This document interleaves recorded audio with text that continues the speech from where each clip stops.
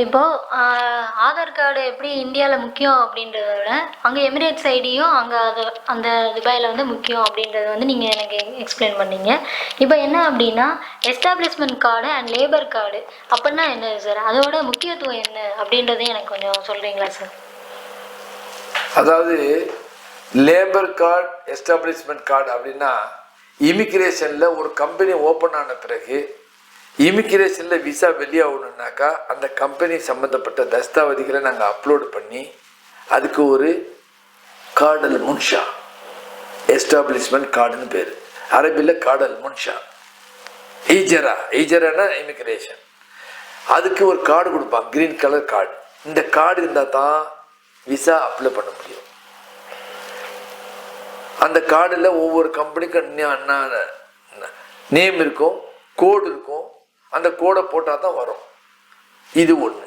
இதுவும் ஒவ்வொரு 2 வருஷத்துக்கு ஒரு தடவை, ஒரு வருஷத்துக்கு ஒரு தடவை லைசன்ஸ் எப்படி ரினியூவல் பண்ணுறோமோ அது மாதிரி லைசன்ஸ் காலாவதி ஆகும்போது திரும்ப அதையும் ரினியூவல் பண்ணணும். எப்படி உங்களுடைய விசா 2 வருஷம், எமிரேட் ஐடி 2 வருஷம், கம்பெனி லைசன்ஸ் 1 வருஷம், கம்பெனி சம்பந்தப்பட்ட தஸ்தாவதிகள் எல்லாமே ஒவ்வொரு ஆண்டும் இன்ஸ்பெக்ஷன் இருக்குது. ஒவ்வொரு ஆண்டும் அவங்க வந்து செக்கிங் வருவாங்க. நீங்கள் இருக்கீங்களா, ஜென்யூனான கம்பெனியா, உண்மையிலேயே உங்கள் கம்பெனி நடத்துகிறாங்களா, எல்லாத்தையும் வெரிஃபை பண்ணுவான். வெரிஃபை பண்ண பிறகு தான் ரினியூவல் கொடுப்பான். அதே மாதிரி லேபரில் எப்படின்னா ஒரு ஆள் உள்ள நுழையிறாருன்னா முதல்ல லேபர் அப்ரூவல் தான் வாங்கணும். அப்போ லேபருக்கு முதல் லேபர் அப்ரூவல் என்னன்னாக்கா இவர் பேரில் எது கேஸ் இருக்கா, இவன் ஏதாவது டெரரிஸ்டா மற்றதா மரியதாங்கிறது அவன் தான் அப்ரூவல் கொடுக்கணும்.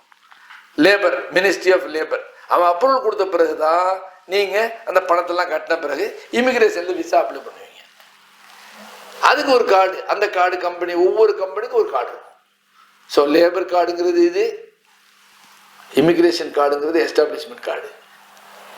ஓகே சார், இதுதான். Thank you sir.